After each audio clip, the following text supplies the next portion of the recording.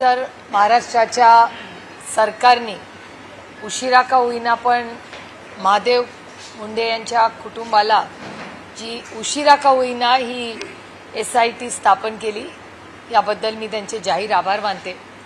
मागच्याच आठवड्यात मी स्वतः संतोष देशमुख आणि महादेव मुंडे या दोघांची ज्या क्रूर पद्धतीने हत्या झाली हा इश्यू पार्लमेंटमध्ये मी मांडला आणि त्याची थोडक्यात माहिती म्हणजे तुम्हाला आठवत असेल की 22 ऑगस्ट 2023 ला त्यांची हत्या झाली।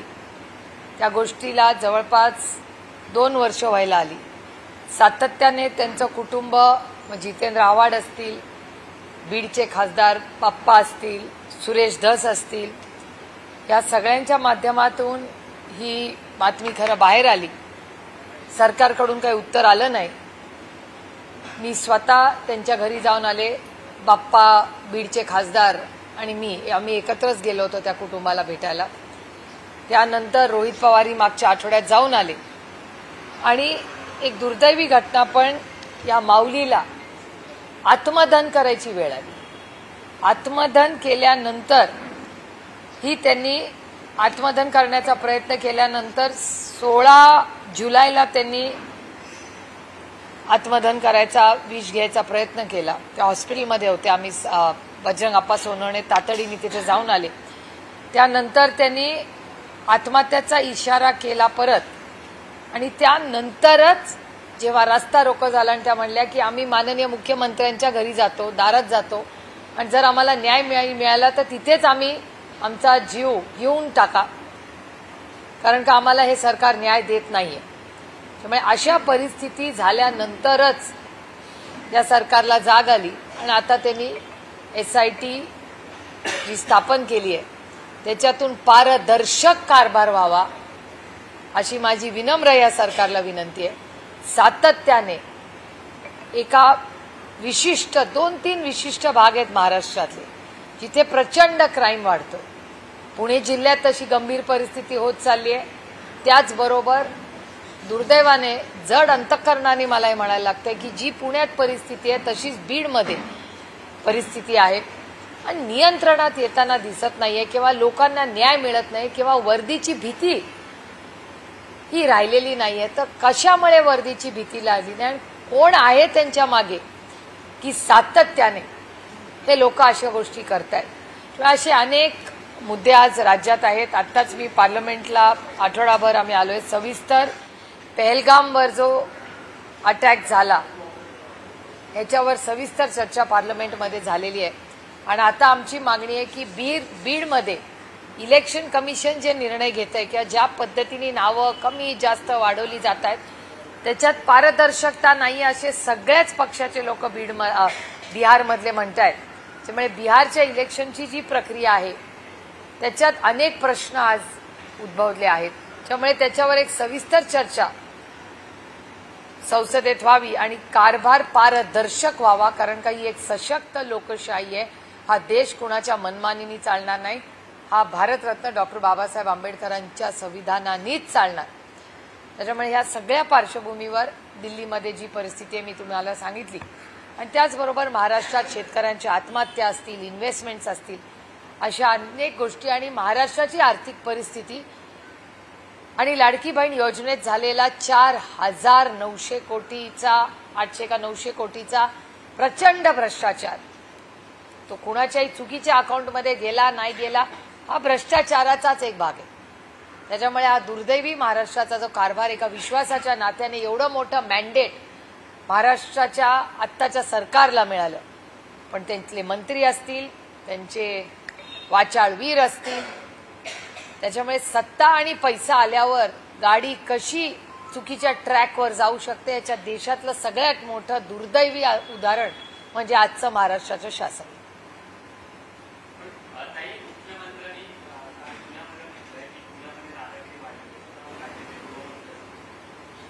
महाराष्ट्राच्या माननीय मुख्यमंत्री आणि गृहमंत्र्यांना वाटत असेल की पुण्यामध्ये दादागिरी होते आणि त्याच्यामुळे पुण्यात इन्व्हेस्टमेंट्स येणार नाहीत, तर मला विनम्रपणे महाराष्ट्राच्या माननीय मुख्यमंत्र्यांना विचारायचं आहे मग तुम्ही काय ऍक्शन घेतली त्याच्यावर? जर तुम्हाला माहिती आहे इथे दादागिरी होते, तुम्हाला माहिती आहे इन्व्हेस्टमेंट्स येत नाहीयेत, मग त्याला जबाबदार कोण? माननीय मुख्यमंत्र्यांनी एक तर सांगितलं पाहिजे आम्हाला की कुणाची दादागिरी होते आणि इन्व्हेस्टमेंट्स येत नाहीयेत हे कबूल केल्याबद्दल त्यांचे मी आभार मानते. पण त्याच्या मागे कोण आहे? कोण या कॉन्ट्रॅक्टर्सच्या मागे उभं आहे? कुणाच्या दादागिरीमुळे इन्व्हेस्टमेंट्स पुणे शहरात येत नाहीयेत आणि याला जबाबदार कोण आहे याचं उत्तर माननीय मुख्यमंत्र्यांना द्यावं लागेल. आणि त्याचबरोबर माननीय मुख्यमंत्र्यांना मला विनंती करायची आहे की जर तुम्हाला हे माहिती आहे, तुम्ही काय ॲक्शन घेणार? कधी तुम्ही ॲक्शन घेणार या कॉन्ट्रॅक्टरांवर आणि या दादागिरी कधी थांबणार? आणि कधी इन्व्हेस्टमेंट तुमच्या आणि माझ्या महाराष्ट्रात येणार? याचं उत्तर माननीय मुख्यमंत्र्यांनी द्यावं एवढीच विनम्र विनंती करते.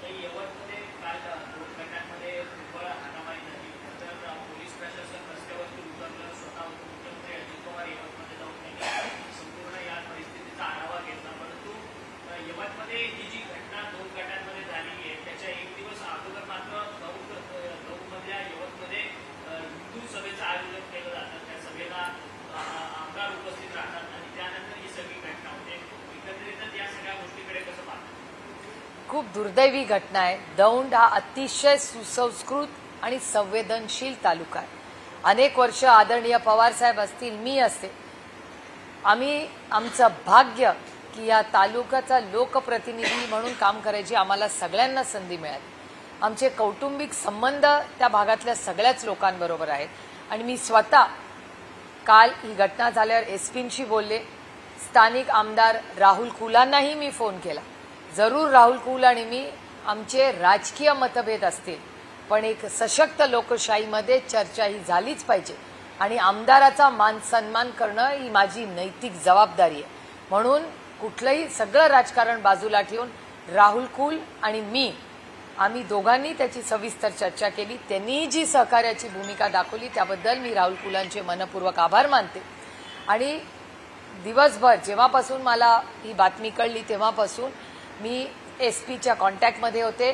माझे तिथले सहकारी आप्पासाहेब पवार आणि सोहेलभाई खान हे दोघंही, सोहेलभाई आणि आप्पासाहेब तिकडे जाऊन आले. सगळ्या कार्यकर्ते, सहकारी, पदाधिकारी, नागरिक यांच्याशी घरगुती चर्चा झाली. कारण आम्ही सगळेच दौंडमध्ये सगळे प्रेमाने गुणागोविंदांनी तिथे राहतो आणि अनेक दशकं राहतो.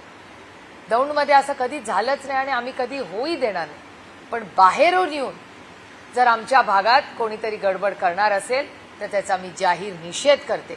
आणि माझी पालकमंत्र्यांना आणि महाराष्ट्राच्या उपमुख्यमंत्री आणि मुख्यमंत्र्यांना विनम्रपणे विनंती आहे की तुमच्या या सगळ्या लोकांना आवरा. ही पहिली वेळ नाहीये. नगरला झालं, तिथे गडबड झाली, लोकांवर खोट्या केसेस करतायत. आज दौंडमध्ये येऊन भाषणं करून ते लोकांना गडबड करतायत असं मी म्हणत नाहीये. तिथला ग्राउंड रिपोर्ट म्हणतोय, पत्रकार म्हणतायत. मी कुठलाच आरोप करत नाही, मी वास्तव मांडते. त्याच्यामुळे माझी अपेक्षा आहे की ज्या दौंड तालुक्यांनी जसं आदरणीय पवार साहेबांना मला खूप दिलं तसं माननीय अजितदादांनाही तेवढंच दिले. त्याच्यामुळे माझी अजितदादांना विनम्र विनंती आहे, तुम्ही पालकमंत्रीही आहात, दौंडकरांनी तुम्हालाही खूप प्रेम दिलेलं आहे. त्याच्यामुळे आपल्या दौंड तालुक्यामध्ये अशा घटना होणार नाहीत आणि बाहेरून येणारे जे भडक भाषणं करत असतील किंवा काही टीका टिप्पणी करत असतील, माझी विनम्र विनंती आहे की त्यांना आवरा. हा छत्रपतींचा महाराष्ट्र आहे, शाहू फुले आंबेडकरांचा महाराष्ट्र आहे, हा कैलासवासी यशवंतराव चव्हाणांचा महाराष्ट्र आहे. आणि दौंड तालुका हा महाराष्ट्रातला अतिशय महत्त्वाचा तालुका आहे. महाराष्ट्राच्या जडणघडणीत दौंड तालुक्याचं खूप मोठं योगदान राहिलं. त्यामुळे या तालुक्यामध्ये बाहेरच्यांनी येऊन ढवळाढवळ करू नये. अतिथी देवो भव, तुमच्या प्रत्येकाचं तिथे स्वागत. या तुम्हीचा सन्मान करू, स्वागत करू. दौंडकर खूप मोठ्या मनाचे, तुमचं आम्ही सगळे स्वागत करू. पण उगाच येऊन आमच्या दैनंदिन आयुष्यात मिठाचा खडा टाकू नका. आम्ही शांतता प्रिय लोक आहोत.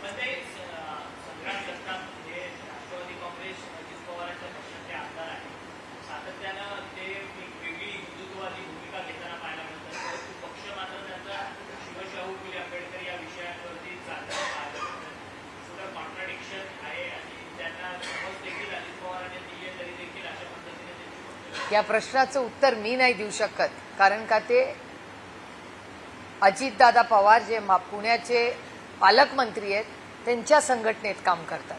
मी दुसऱ्याच्या संघटनेत लक्ष घालत नाही आणि ढवळाढवळ करत नाही. पण माझ्या महाराष्ट्रावर कोणीतरी हल्ला करत असेल तर त्याचं उत्तर विनम्रपणे आम्ही देऊ आणि महाराष्ट्राच्या हितासाठी असेल. मग देवेंद्रजी जे म्हणतात की पुण्यामध्ये दादागिरी होते आणि इन्व्हेस्टमेंट्स येत नाहीत, किंवा पुणे जिल्हा अशांत करायचा कोणीही प्रयत्न करत असेल तर त्याला पूर्ण ताकदीने महात्मा गांधींचा आदर्श ठेवून आम्ही ताकदीने जिल्ह्यासाठी, महाराष्ट्रासाठी आणि देशासाठी लढू.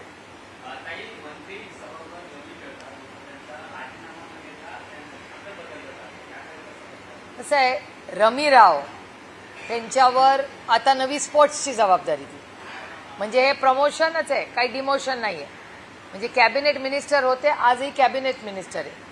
शेती खात्यामध्ये असंवेदनशीलपणा दाखवला, ते स्पोर्ट्समध्ये पण फार काही मागे राहतील असं मला वाटत नाही. आणि स्पोर्ट्स खातं, जरी माझे राजकीय टोकाचे मतभेद असतील किरण रिजिजूंबद्दल, पण एक गोष्ट मी प्रांजळपणे कबूल करते की खेलो इंडियासारखा उत्तम कार्यक्रम हे किरण रिजिजूंनी या देशाला दाखवलं. जेवढं महत्त्व शिक्षणाला दिलं तेवढंच महत्त्व खेळालाही दिलं. आणि खेळामध्ये उत्तम काम करणारी मुलं आणि मुली या अतिशय चांगल्या पद्धतीने खेलो इंडिया असेल ह्या माध्यमातून आज करिअर ऑप्शन्स करतात. म्हणजे माझं भाग्य की काल महाराष्ट्रातली टॉपर जिनी देशाचं नाव एवढं मोठं केलं ती काल मला दिल्लीच्या एअरपोर्टला भेटली. बुद्धिबळामध्ये आपल्यात म्हणजे माझा फॅन मोमेंट होता जेव्हा काल ती मला भेटली एअरपोर्टला. मी फोटोही काढला, पोस्टही केला. मला अभिमान वाटला की नागपूरची आपली एक युवा मुलगी आज जगामध्ये मास्टर प्लेयर म्हणून खेळते. हा खेळच झाला ना भारताचा सार्थ अभिमान आहे. ती फक्त महाराष्ट्राचा, नागपूर नाही, भारताचा सार्थ अभिमान आहे. ही लेख एवढं कर्तृत्व दाखवते. त्याच्यामुळे खेळ मंत्रालय काही साईड पोस्टिंग नाहीये, ती मोठी पोस्टिंग. आणि त्याचबरोबर मायनॉरिटीज, केवढी मोठी जबाबदारी आहे. हा देशात मायनॉरिटीज म्हणजे मुस्लिम, पारशी, जैन किती लोक आहेत. ह्या सगळ्यांचं जो माणूस शेतकऱ्यांना सरकारला भिकारी म्हणतो तो उद्या स्पोर्ट्स लाल्यांना आणि कष्ट करणाऱ्यांना काय म्हणेल याचा काय भरोसा. हे दुर्दैव आहे की ज्या माणसाचा राजीनामा नैतिकतेवर घ्यायला पाहिजे होता त्यांनी तर खरं द्यायला पाहिजे होता. त्यांनी स्वतःहून द्यायला पाहिजे होता की हो माझ्याकडून चूक झाली, मी या जबाबदारीतून मुक्त होतो, आत्मचिंतन करतो. आत्मक्लेश केला पाहिजे त्यांनी. महाराष्ट्राच्या सरकारला भिकारी म्हणले, शेतकऱ्यांना भिकारी म्हणले, एवढी यांची मजाल. आणि कुणाच्या जीवावर हे चाललंय? फक्त सत्ता आणि पैसे. हे दुर्दैव आहे आणि महाराष्ट्रासाठी अगदी लाजिरवाणी गोष्ट आहे. कारण का संपूर्ण दिल्लीमध्ये सेशनमध्ये प्रत्येक जिल्हा राज्याचा माणूस मला विचारतोय कौन ये तुम्हारा रमीराव है, खेल रहा है, रम्मी खेल रहा है, आपली असेंब्ली में ऐसा होता है ताई. इथे पण प्रेमाने ताई म्हणजे बहीण म्हणतात मला. तिकडे पण म्हणत होते रे कोण आहे, कैसा खेल रहा था, फिर बोल भी रहा है झूठ की मैं खेला नाही. म्हणजे चेष्टा होते महाराष्ट्राची. दुर्दैव आहे की महाराष्ट्राची एवढी बदनामी या रमीरावमुळे संपूर्ण देशात आपलं नाव खराब झालं.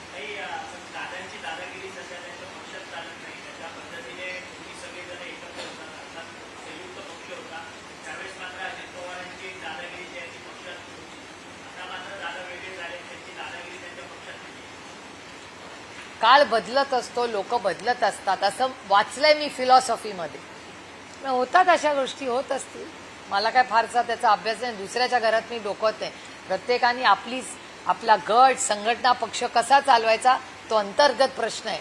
पण माझं म्हणणं आहे त्याचा केंद्रबिंदू ही काहीतरी म्हणजे माझं म्हणणं आहे की सगळ्या पक्षांनी काय त्यांचे निर्णय घ्यायचे ते, पण नैतिकता विसरू नये. आणि आपण राजकारणात कशासाठी आलो ह्याच्यात माझ्या मनात क्लॅरिटी आहे. मी सेवा करण्यासाठी आले आणि माझं राजकारण नैतिकतेने होतं. बाकीच्यांनी कसं करायचं हा त्यांचा प्रश्न.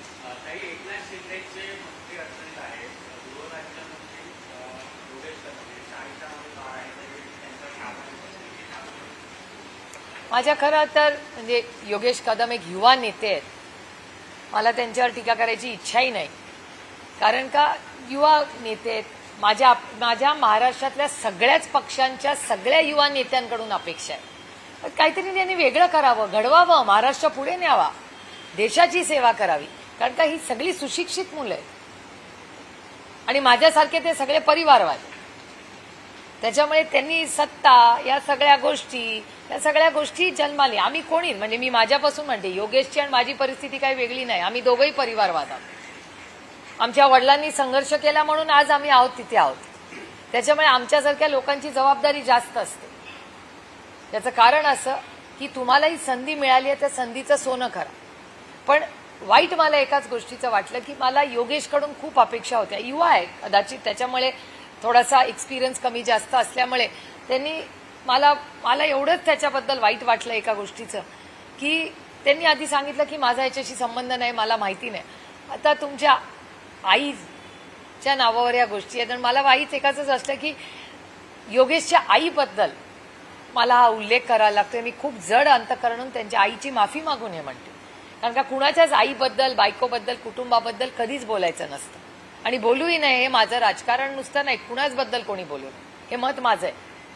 पण दुर्दैवाने ज्या पद्धतीने बातम्या येत आहेत सगळ्या चॅनल्सवर, आणि मग त्यांचं जे स्टेटमेंट आलं की मला माहिती नाही वगैरे, एकदा सुरुवातीलाच त्यांनी सांगून टाकलं असतं ना खरं की हो बाबा माझ्या आईच्या नावावर आहे, मी माहिती काढतो, विषय संपला असता.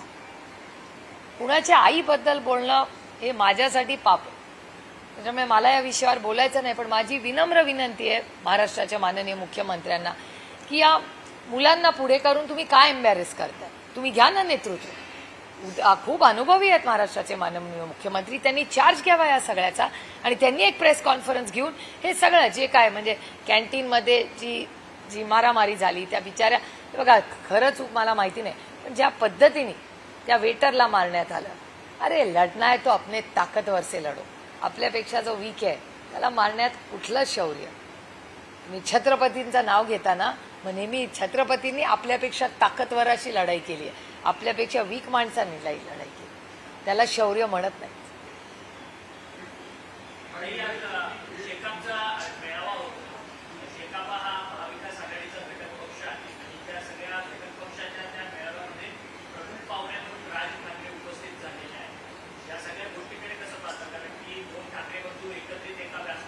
मला वाटतं राऊत साहेब पण गेलेत ना, आणि शिंदे साहेब पण गेले, शशिकांत शिंदे पण गेले.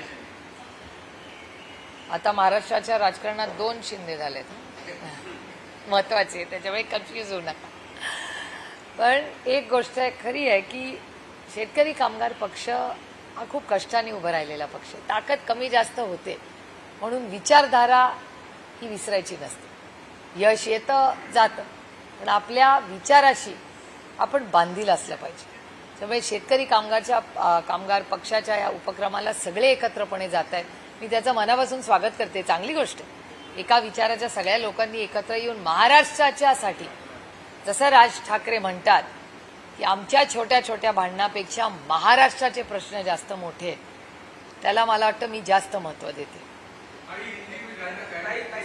एक मिनिट, मराठी का लास्ट एक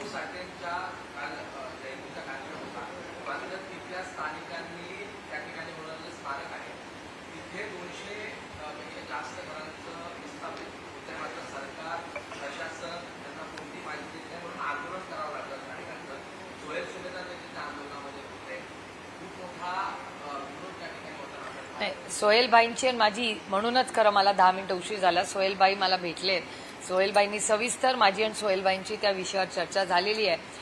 जो काही कोणालाही म्हणजे अण्णाभाऊ साठेंच्या त्या भागातल्या कुणावरही अन्याय आम्ही होऊ देणार नाही. आम्ही सरकारशी पहिली चर्चा करू, चर्चेतून मार्ग काढायला असू. पण नुसतं अण्णासाहेब साठे साहेबांचं नुसतं त्यांचा एक कार्यक्रम घेऊन भाषण करण्यापेक्षा त्यांची विचारधारा, त्यांनी केलेले आपल्यावरचे संस्कार हे पुढच्या पिढीपर्यंत पाठवणं हे सरकारचं काम आहे. पण हे दुर्दैव आहे की फक्त इलेक्शन आलं की त्यांना हे सगळे विचारवंत आणि थोर विचारवंत आठवतात. एकदा मतं मिळाली की हे लोक विचारवंतांना, बहिणींना, सगळ्यांना विसरतात. आता किती सगळ्या बहिणी प्रेमाच्या होत्या मागच्या वर्षी, नंतर काय झालं बहिणींचं? 26 लाख या पहिल्या टप्प्यात 11% महिला कमी केले आणि पुढे अजून होण्याची शक्यता आहे. म्हणजे आमच्या 6 महिन्यापूर्वीच्या सगळ्या प्रेस कॉन्फरन्सेस काढा. आज सरकार जे म्हणते, मग ते 6 महिन्यापूर्वी आम्हीच म्हणत होतो इलेक्शनच्या आधी. आमच्या इलेक्शनची आधीची भाषणं ही सरकारची आत्ताची भाषणं चालली. मग शेतकऱ्यांच्या आत्महत्या बघा, इकॉनॉमिक कालचंच तुम्ही फर्स्ट क्वार्टरचा रिपोर्ट बघा भारताचा आणि महाराष्ट्राचा. TCS नावाच्या कंपनीने 11-12 हजार लोक कमी केलेत. विप्रोनी हजारो लोक कमी केलेत. सगळ्या FMCG सगळ्या, मग गोदरेज असू दे किंवा मोठ्या मोठ्या सगळ्या ज्या कंपनीज आहेत त्यांचे फर्स्ट क्वार्टरचा रिपोर्ट बघा. सगळ्यांचे रिपोर्ट्स हे चांगले आलेले नाहीये. हे मी म्हणत नाही, इकॉनॉमिक टाइम्स वाचा किंवा सगळे चॅनल्स बघा, डेटा बघा. आणि मी म्हणते डेटा ड्रिव्हन चर्चा करूया ना. त्यामुळे आर्थिक परिस्थिती राज्याची देशाची ही अडचणीत आहे. टॅरिफ्समुळे आज नक्की काय होणार आहे हे कुणालाही माहिती नाहीये. प्रचंड संभ्रम, केऑस आणि कन्फ्युजन आहे भारतामध्ये पॉलिसी लेवलला. त्याच्यानंतर शेतकऱ्यांच्या आत्महत्या, दर 3 तासाला महाराष्ट्रात एक आत्महत्या होते. मी म्हणत नाहीये, हा सरकारचा डेटा आहे, हा माझा आरोप नाहीये. मकरंद आबा पाटलांनी असेंब्लीमध्ये ऑफिशियली त्यांचं डॉक्युमेंटेड स्टेटमेंट आहे की जानेवारी, फेब्रुवारी, मार्च 25 मध्ये दर 3 तासाला एक आत्महत्या होते आणि भिकारी म्हणतात त्यांच्या सरकारमधलेच मंत्री. तशीच महिलांची परिस्थिती आहे. महिलांवरचे अत्याचार मागच्या वेळी 24,000 झाले होते एका वर्षामध्ये.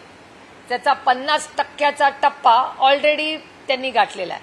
11,000 महिलांच्या विरोधात झालेले जे अन्याय असतील त्याचे 11,000 केसेस रजिस्टर झालेले आहेत या 6 महिन्यात. म्हणजे अबकी बार 24,000 पार अशी दुर्दैवाने महाराष्ट्राची परिस्थिती आहे. महाराष्ट्राचा law and order is in crisis, हा माझा आरोप आहे या सरकारवर.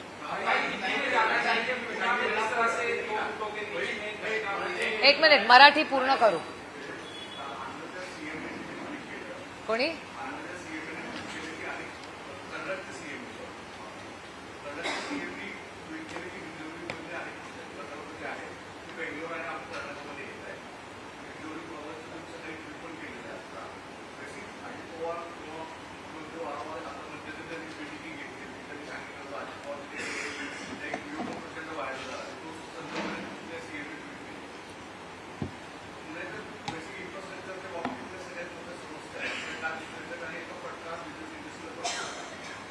ऍब्सोल्युटली. काल महाराष्ट्राच्या माननीय मुख्यमंत्र्यांनी प्रांजळपणे त्याची कबुलीच दिली आहे.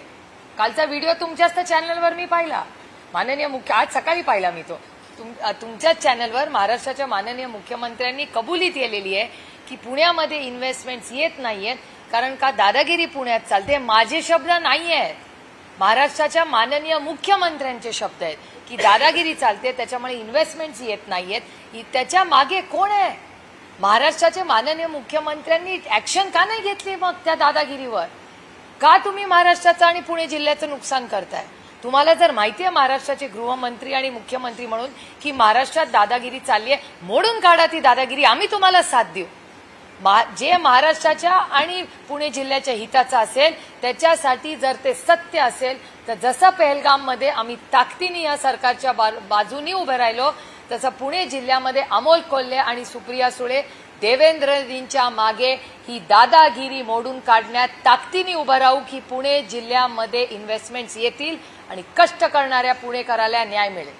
पण ह्याच्यासाठी फक्त माईकवर बोलून चालणार नाही. माझी विनम्र विनंती आहे की आम्ही ताकदीने देवेंद्रजींच्या मागे अमोल दादा कोल्हे आणि सुप्रिया सुळे उभे राहतील. तुम्ही मोडून काढा, चांगलं इन्फ्रास्ट्रक्चर क्रिएट करा आणि इन्व्हेस्टमेंट्स ज्या आदरणीय पवार साहेबांचं विजन होतं. 6 लाख लोक डायरेक्टली इनडायरेक्टली काम करतात आज हिंजवडीमध्ये. करोडो रुपयाचा तिथे प्रॉफिट होतो जो देशाला कॉन्ट्रीब्युशन करतो GDPला. मग ह्यांच्या नाकर्तेपणामुळे, त्यांच्या यंत्रणेच्या नाकर्तेपणामुळे आज इन्व्हेस्टमेंट जर दुसऱ्या राज्यात जाणार असेल त्याची लढाई आपण करायला नको. त्यामुळे मला एका गोष्टीचा आनंद आहे की महाराष्ट्राचे मुख्यमंत्री हे वास्तव बोलतायत पुण्याचं. याचं उत्तर माननीय मुख्यमंत्र्यांना माहिती असेल, मला कसं माहिती असेल?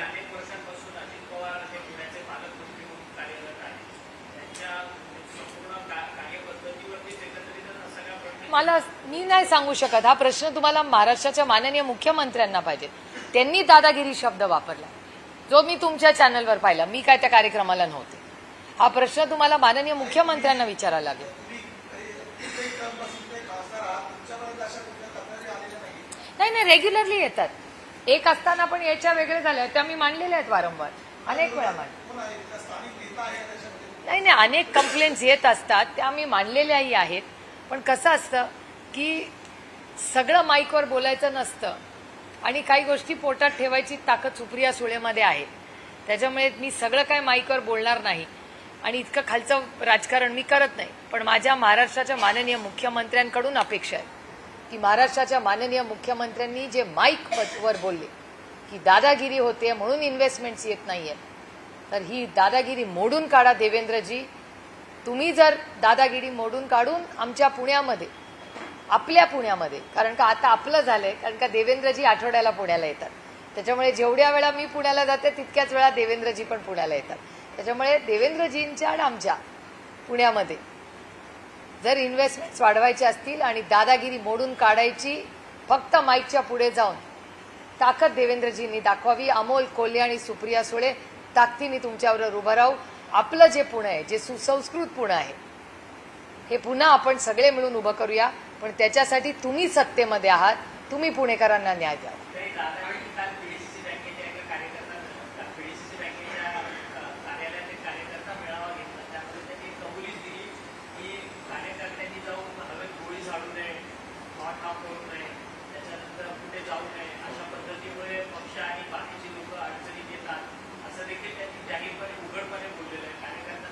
हो, खरंच आहे.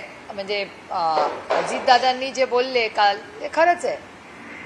जी घटना दौंडमध्ये झाली किंवा चौफुल्याला जो गोळीबार झाला, ती स्वतः चौफुल्याला अनेक वेळा जाते आणि ज्या वास्तूमध्ये गोळीबार झाला तिथे मी स्वतः अनेक वेळा गेलेले.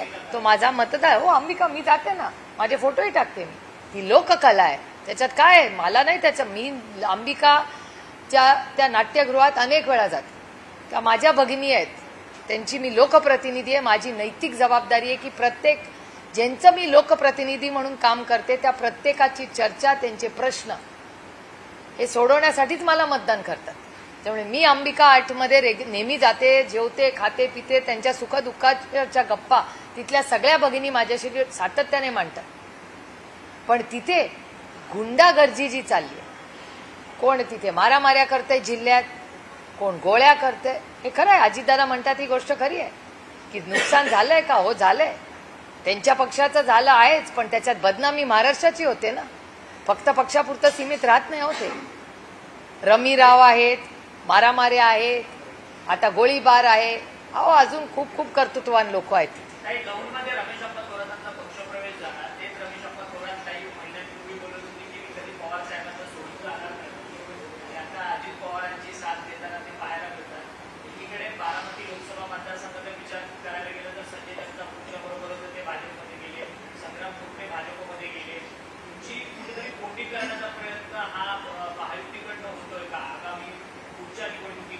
हो साहजिक आहे ना, ते राजकारण आहे. काही एनजीओ न ते चालवतात ना आम्ही चालवतोय.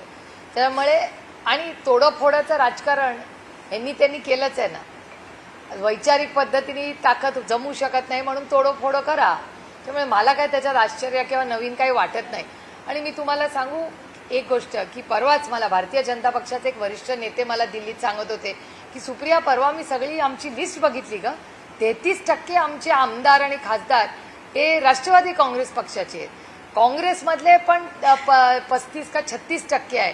त्यांना अभिमान वाटत होता की 80% आजची जी भारतीय जनता पक्ष आहे 80 ही काँग्रेस एनसीपीच आहे. मग मला एक प्रश्न खूप मनाला पडतो की 2014 मध्ये अबकी काँग्रेस मुक्त भारत करायचा होता असं भारतीय जनता पक्षाचं स्टेटमेंट होतं. आता 80% लोक भारतीय जनता पक्षाचे, 2024 मध्ये काँग्रेस राष्ट्रवादीचे. तो फिर क्या पाया? लोक तर तीच आहे, फक्त सिंबल बदलले. त्यामुळे जो लोकांना बदल हवा होता तो बदल तर झालाच नाही ना.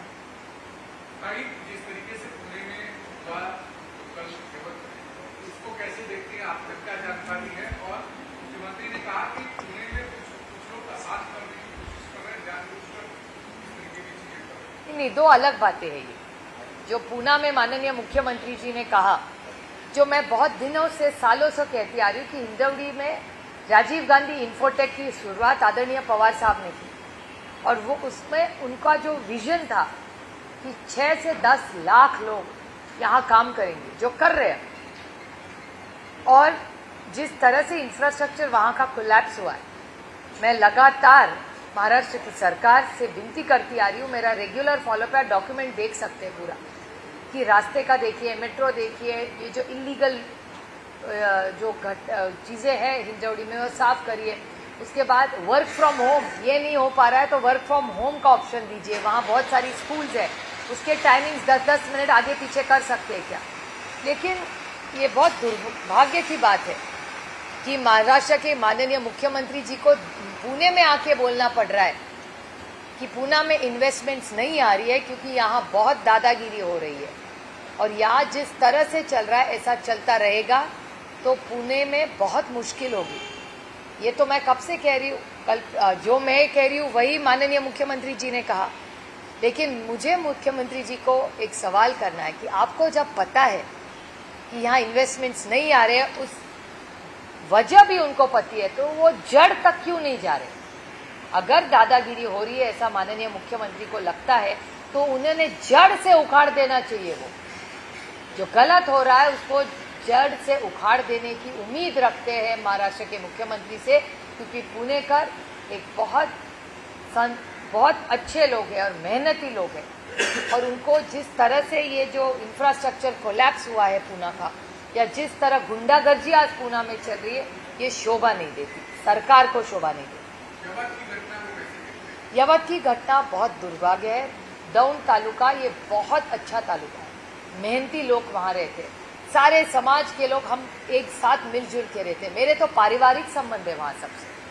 और ये बहुत दुख की बात है जिस तरह से बाहर से लोग आके हमारा एरिया में ये जो फैला रहे, वो अच्छी बात नहीं है। कल भी मैंने सोहेल भाई खान जो हमारे बड़े भाई की तरह है, अप्पा साहब पवार जो मेरे बड़े भाई की तरह है, मेरे छोटे भाई की तरह राहुल कुल जी है, मैंने सबसे कल बात की। राहुल कुल जी भले बीजेपी में हो, लेकिन वो वहाँ के एमएलए है, विधायक है, तो मेरा बनता है कि विधायक से बात करें। राजनीति तो चलती रहेगी, लेकिन जिस तरह कल वहाँ हमला हुआ वो हमें सबको बुरा लगा। मैं सोहेल भाई से बात करी, सोहेल भाई से ताई मैं दौंड में 100 साल से हमारी फैमिली रह ले, कभी ऐसा नहीं हुआ, तो क्यों हुआ। मैंने एसपी से कल 3-4 बार बात की, और मैं तहे दिल से सारी मीडिया की भी आभारी हूँ। हर मीडिया चैनल सिर्फ ये कह रहा था कि शांति रखिए, अमन रखिए, चर्चा करिए। तो आपका भी बहुत कंट्रीब्यूशन रहा है वहाँ सब शांत करने में, जितना पुलिस का भी रहा। ये क्या कह रही है, बाहर से लोग आए थे, आप कह रहे हैं कि बाहर से लोग आके इस तरह से दंगा कर रहे थे? दंगा नहीं, बहुत सारे ऐसे लोग हैं जो जहाँ जाके भड़काऊ बोलते हैं, लोगों को डराते हैं, लोगों को पता नहीं क्या क्या बोलते हैं। उससे नगर में कई घटना हुई, अभी दौंड में हो रही है। ये नया पैटर्न महाराष्ट्र के हित में नहीं है। जैसे माननीय मुख्यमंत्री जी ने कहा कि पुणे में दादागिरी के कारण इन्वेस्टमेंट्स नहीं रही, माहौल ऐसा ही रहा तो महाराष्ट्र में इन्वेस्टमेंट्स नहीं आएगी। ये बहुत चिंताजनक भाव है। और ये सब लोग, ये जो हमें मराठी में कहते हैं वाचाल वीर है ना, मेरी विनती है सरकार को, बड़ी विश्वास के नाते आपको वोट दिया महाराष्ट्र की जनता ने, ये इसके लिए नहीं दिया, अच्छे शासन के लिए दिया। एसआईआर की शुरुआत हुई है बिहार में, उसे कैसे देखते हैं? और आज से वहाँ पर जो तमाम सारी वोटिंग लिस्ट थी उससे नामों को हटाया जा रहा है, फिर से रीचेक किया जा रहा है, पुनर्निरीक्षण किया जा रहा है। कांग्रेस कह रही है कि नहीं, सारी तेजस्वी जी भी कह रहे हैं, सारी पार्टियां ही कह रही है कि इलेक्शन, हमें इसीलिए पार्लियामेंट में चर्चा चाहते हैं। ये लोकतंत्र है, एक सशक्त लोकतंत्र में पारदर्शक तरह से काम होना चाहिए। आपका नाम है, आपको वोट का अधिकार किसी सरकार ने भी दिया, हमारे संविधान ने दिया है, भारत रत्न डॉक्टर बाबा साहेब अम्बेडकर ने आपको दिया है। ये महात्मा गांधी का भारत है, ये अम्बेडकर जी का भारत है, ये किसी की मनमानी से चलने वाला भारत नहीं है, और हम चलने भी नहीं देंगे। ये देश सिर्फ संविधान से चलेगा।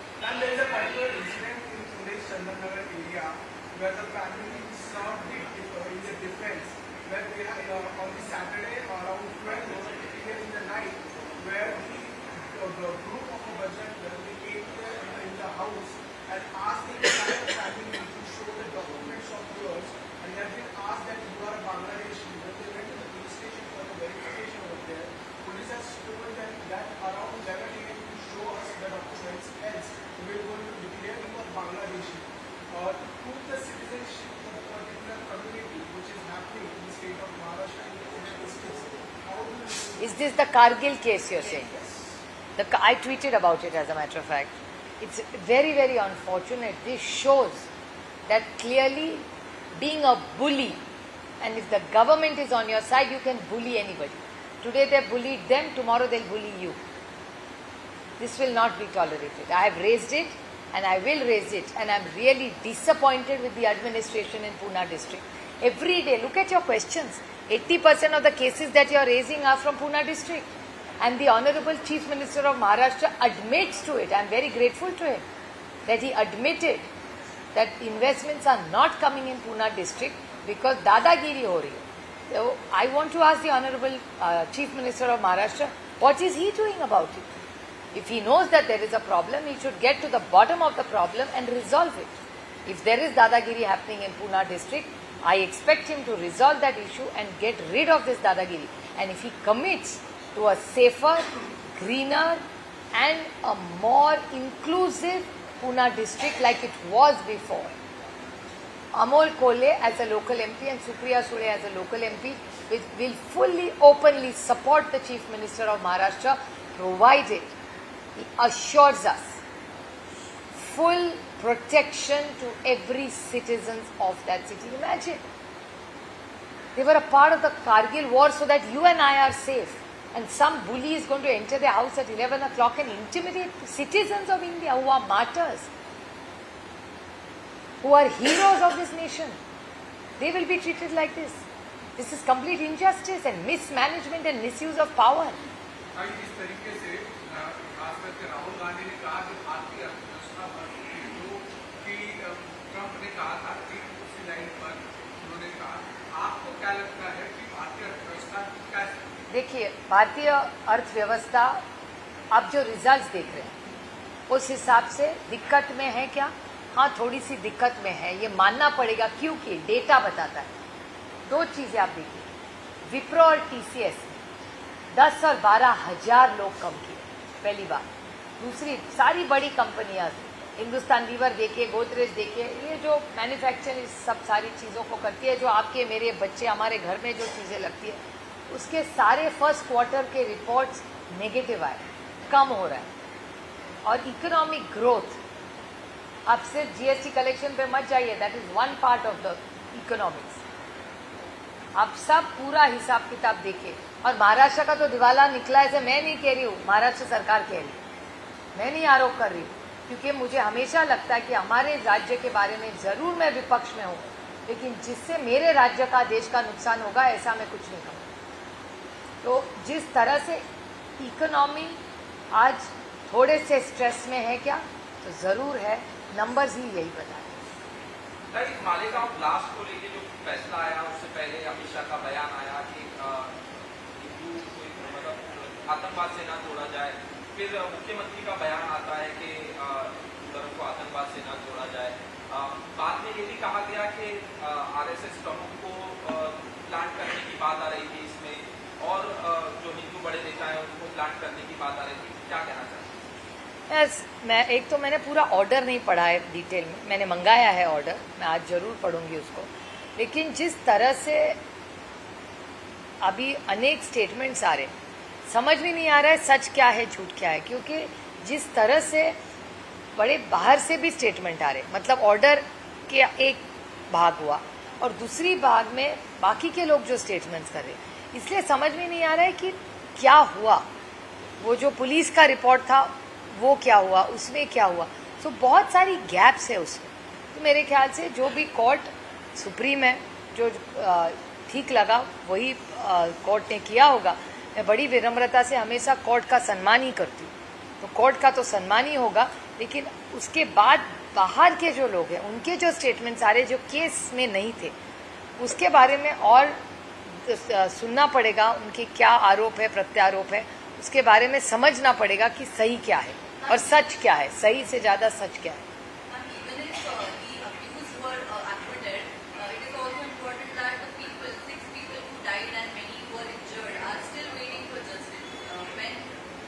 Absolutely, everybody is looking for justice. Even in the Pahalgam case, the attack, the cowardly attack, what happened in Pahalgam, everybody is waiting for justice. Justice has to be delivered. Doesn't matter whose government it is. Any government, B it किसानों की आत्महत्या, बी it teachers आत्महत्या, बी it contractors आत्महत्या, बी it terrorism और a bomb blast, the government of that time must do everything in their power to give justice to every Indian citizen. Every Indian citizen deserves it, and I think we owe it to them, people who are in power. कहीं आप इस सिंदूर operation के बाद एक delegation के साथ गई थी। जब लोकसभा में चर्चा हुई उस दौरान कांग्रेस ने जो मुद्दे उठाए, अपोजिशन ने जो मुद्दे उठाए, उसके बाद प्रधानमंत्री और गृहमंत्री लगातार कहते रहे कि कांग्रेस पाकिस्तान की भाषा बोल रही है, पाकिस्तान जो चाह रहा है वही कांग्रेस कह रहा है, और भारत को कहीं न कहीं नीचे गिराने के पीछे तमाम सारे सवाल गृहमंत्री और प्रधानमंत्री ने पूछे। उसे कैसे देखिए? मुझे बहुत दुख इस बात का हुआ, क्योंकि एक तो सच्चाई आपको सबको पता होनी चाहिए कि हम जब ऑल पार्टी मीटिंग में गए तब कांग्रेस पार्टी पहली बोली। खड़गे जी का ऑन डॉक्यूमेंट उनका स्टेटमेंट है कि ये हल्ला हुआ है, हम सब आतंकवाद के खिलाफ है और पूरी ताकत से कांग्रेस पार्टी और पूरा विपक्ष सरकार के साथ खड़ा रहेगा, देश के साथ खड़ा रहेगा। हम सब ने पहले 1 महीना 1.5 महीना हमारे मुंह से कोई भी इंफॉर्मेशन भी आ रही थी, हमने चुप्पी साधी, क्योंकि हमारे लिए पहला देश, फिर राज्य, फिर पार्टी और फिर फैमिली। तो पहला देश, उसके बाद राज्य, उसके बाद पार्टी आती। तो हम सब ने पूरी ताकत से सरकार के साथ खड़े रहे, क्योंकि देश का सवाल था। हम सब क्यों गए परदेश?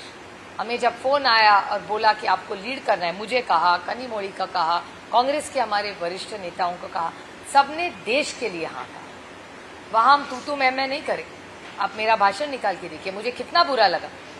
जैसे वो हम पे आरोप करते, वो सवाल मैं भारतीय जनता पार्टी के कई सांसदों से भी पूछना चाहती हूँ कि आप जवाहरलाल नेहरू जी का चिट्ठा पिट्टा चढ़ते हैं, क्यों आप झूठ बोल रहे हैं?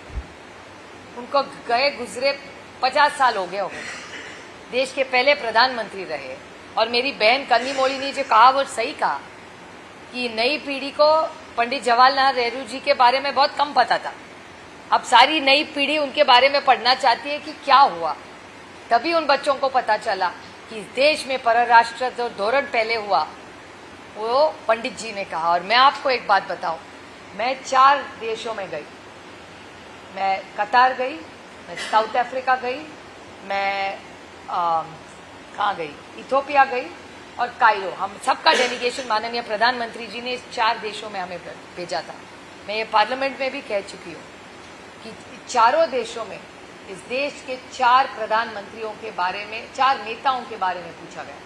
और हर राज्य में, हर देश में पहला नाम महात्मा गांधी जी का लिया, उसके बाद पंडित जी का नाम लिया, उसके बाद इंदिरा जी का नाम लिया और उसके बाद प्रधानमंत्री मोदी जी का नाम लिया। सबकी बहुत बड़े नेता कौन कौन हो गए अपने देश में, तो महात्मा गांधी, पंडित जवाहरलाल नेहरू, इंदिरा जी एंड मोदी जी। अगर दुनिया मानती है कि प्रधानमंत्री मोदी जी, पंडित जवाहरलाल नेहरू जी ने बहुत अच्छा काम किया, तो भारतीय जनता पार्टी क्यों उसके खिलाफ? तो उन पे भी मैं अब वार कर सकती हूँ, लेकिन मैं ऐसा कहूँगी नहीं, ये मेरे संस्कारों में ही नहीं है। तो मेरे ख्याल से ये सब टिप्पणी करने से, और एक मैं बड़ी विनम्रता से कहना चाहती हूँ, मैं अमित भाई शाह की आभारी हूँ। अमित भाई का आप भाषण देखिए, उन्होंने इंदिरा जी के बारे में बहुत अच्छा कहा। उन्होंने कहा कि बांग्लादेश में इंदिरा जी ने जो निर्णय लिया वो अच्छा रहा, ये बड़ापन उन्होंने दिखाया। थोड़ा सा जो अमित भाई बोलते हैं ना, बाकी के पीछे बैठते, वो भी थोड़ा सीख ले तो देश के लिए अच्छा।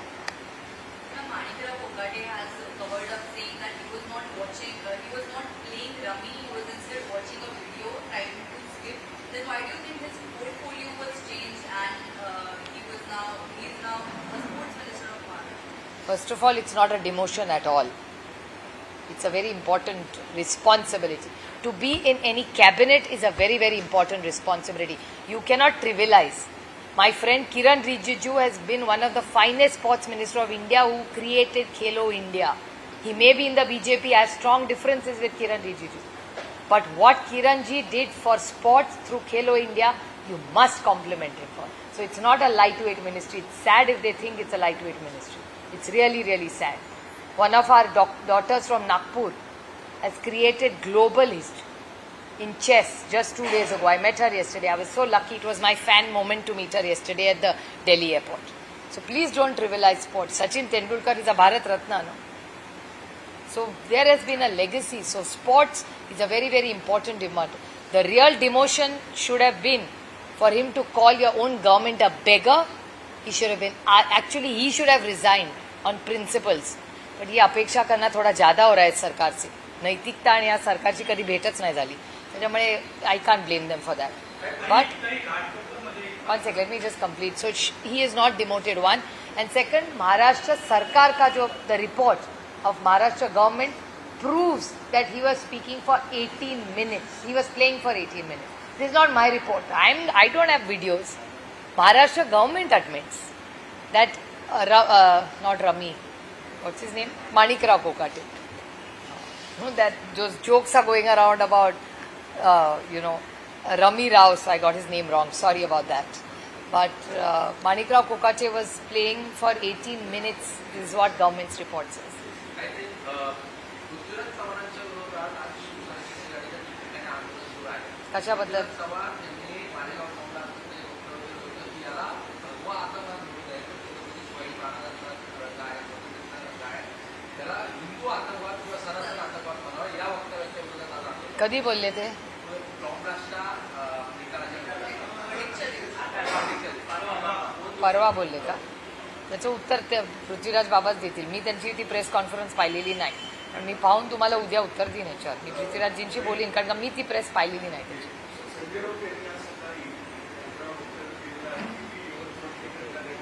यवत हां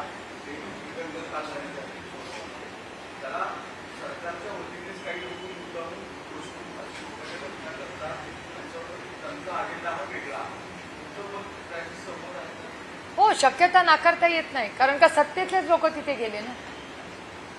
आणि मी स्वतः म्हणजे मला एका गोष्टीचा आनंद आहे की अशा घटना जेव्हा जेव्हा दौंडमध्ये झालेल्या आहेत तेव्हा मी स्वतः, जरी आमचे राजकीय मतभेद असले तरी दौंडकर हे आमचे कुटुंबातले लोक आहेत, म्हणून मी स्थानिक आमदार म्हणून राहुल कुलांना फोन करते, कारण का ती माझी जबाबदारी. जसं मी आमच्या संघटनेतले महत्वाचे नेते आप्पासाहेब पवार आहेत, सोहेलभाई खान असतील, असे अनेक नेते त्यांच्याशी मी चर्चा करते, तसं मी राहुल कुलांना आवर्जून, आणि मी राहुल कुलांचे जाहीर आभार मानते की ह्या यवतच्या घटनेत किंवा आधी एखादी काही घटना झाली आणि दौंडकरांच्या हिताचा जेव्हा विषय असतो तेव्हा राहुल कुल आणि मी आम्ही नेहमी संवेदनशील पद्धतीने आपल्या भागाच्या लोकांसाठी काय योग्य आहे हा निर्णय घ्यायचा एक प्रांजळ प्रयत्न आम्ही करत असतो. त्यामुळे असं कसं होतं की दरवेळी काही लोक म्हणजे नगरमध्ये काही गोष्टी झाल्या, अहिल्यानगरला आणि दौंडमध्ये घडतात, त्याच्यात काही कॉमनॅलिटीज, आणि मी म्हणत नाहीये पोलीसचा रिपोर्ट आहे, माझं म्हणणंच नाहीये, मी कधी कुणावर खोटे नाटे आरोप करतच नाही. जो डेटा आहे आणि जे वास्तव आहे, आणि त्याच्यानंतर तुमच्याच चॅनलवर मी ऐकलं की पुण्याच्या पालकमंत्र्यांनी त्या काही व्यक्तींना ज्यांच्यामुळे गडबड होते महाराष्ट्रात त्यांना बोलवून घेतलं, तरी त्यांचे कारनामे थांबत नाही आहेत ना. मग तुमच्या नेत्यांनी सांगितलं तरी तुम्ही इथे तिथे उद्योग करत बसता, आमच्या मतदारसंघात येऊन गडबड करत बसता, हे आम्ही सहन करणार नाही. पण आम्ही तुमच्या मार्गाने जाणार नाही, आम्ही महात्मा गांधींच्या मार्गाने जाणार.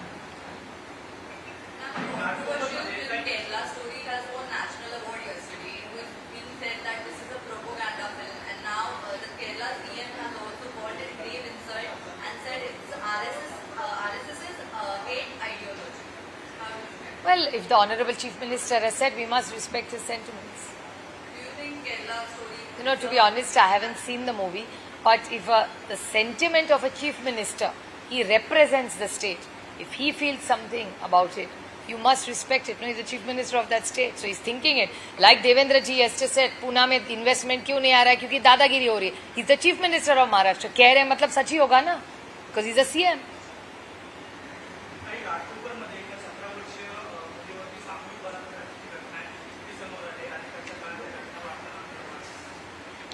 मी तुम्हाला मगाशीच म्हणलं तसं गृह मंत्रालय आणि महाराष्ट्रात होणाऱ्या ज्या घटना आहेत त्याच्यात प्रचंड वाढ झालेली आहे. हे दिसतंच, हा डेटा आहे माझ्याकडे, मी तुम्हाला वाचून दाखवते की महिला आणि मुलींवरील अत्याचाराच्या चिंताजनक वाढ 22,000 केसेस झाल्या त्या 24मध्ये. 25मध्ये ऑलरेडी 11,000च्या वर झालेल्या आहेत केसेस. आमची एवढीच मागणी आहे की 80%हून जास्त त्या महिलांना न्याय पण मिळत नाही. का नाही या सगळ्या फास्ट ट्रॅकमध्ये घेत? महिलांवर होणारे सगळे अत्याचार हे फास्ट ट्रॅक कोर्टवर चालले पाहिजेत, हे सातत्याने आम्ही मागणी करतो. आणि टाईम बाउंड रिझल्ट दिला पाहिजे. Justice delayed is justice denied. तुम्ही उशिरा जर त्यांना न्याय दिला तर उपयोग काय त्या न्यायाचा? आणि भीती, चाप कसा बसत नाही? पोलिसाची भीतीच राहिली नाही, वर्दीची भीतीच राहिली नाही. मला माझ्या महाराष्ट्राच्या पोलिसांचा सार्थ अभिमान आहे. ही शेतकऱ्यांचीच लेकरं आहेत ना जी पोलीस येतात. मग का त्यांची भीती नाही राहिली? कारण का पोलिसांच्या मागे सरकार उभं राहत नाही ना, म्हणूनच ना. दुसरं काय कारण असू शकतं? कुणाचं एवढी मस्ती चालली आहे की आज पोलिसांना सगळे उलट सुलट बोलतात? ते कुठला नवीन संस्कार काढलेत मला कळत नाही सरकार आल्यापासून.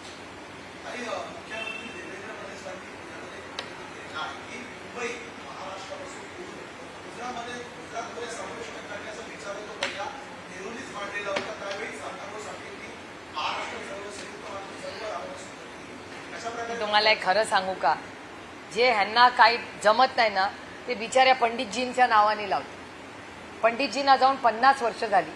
तुम्ही जबाबदारी घ्या ना, आजचं वास्तव बोला ना. ह्यांच्याकडे उत्तर द्यायला मला 100 गोष्टी आहेत त्यांच्या कर्तृत्वातल्या. ना खाऊंगा ना खाणे दूंगा. त्याचं काय झालं पुढे? 50 लाख रुपये 15 लाख रुपये तुमच्या अकाउंटमध्ये झाले का? देवेंद्रजींना मला विनम्रपणे विचारायचं आहे, सर सकट कर्ज माफी करू. देवेंद्रजी म्हणले होते की नाही? तुमच्या चॅनलवर दाखवलं होतं ना तुम्ही. दर 3 तासाला आत्महत्या होतात. मग त्या आत्महत्याला जबाबदार कोण? देवेंद्र फडणवीसजी आहेत ना, मुख्यमंत्री आहेत ना राज्याचे. दर 3 तासाला तुमच्या राज्यात अन्याय होतो महिलेवर. शेतकरी आत्महत्या करतोय, कॉन्ट्रॅक्टर आत्महत्या करतोय. काय परिस्थिती आहे राज्याची आर्थिक? ह्याच्यावर बोला ना. पंडितजीवर 1-2 दिवसाचं सेशन घ्या, आम्ही पण येऊन भाषण करू. त्यामुळे आज त्यांचा फ्लेवर आहे की पंडितजींच्या विरोधात बोला. पंडितजींच्या विरोधात बोलण्यापेक्षा आज त्याच्यावर जरूर बोला. एक दिवस देवेंद्रजींनी ठेवावा की आज हा दिवस आहे, ह्याच्यावर मी काँग्रेस आणि पंडितजींवर दिवसभर टीका करणार. 11 वर्ष तुमचं राज्य आहे देशामध्ये आणि राज्यामध्ये. थोडी तरी जबाबदारी घ्या ना, ओनरशिप घ्या ना. 70 वर्षाच्या गोष्टी सांगता, तुमचं काय सांगा ना. माझी सासू वाईट होती हो. अरे पण तुझ्या संसाराला झाली ना 11 वर्ष. घ्या ना जबाबदाऱ्या.